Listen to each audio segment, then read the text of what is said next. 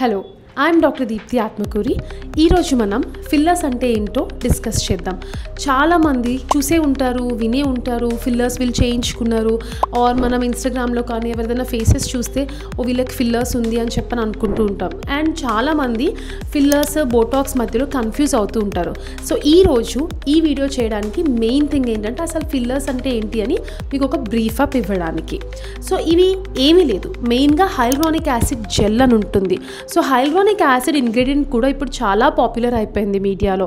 So అది liquid లాగా వస్తుంది, అదే మనకి జెల్ ఫామ్లో ఉంటుంది, ప్రీఫిల్డ్ సిరింజ్లో వస్తుంది.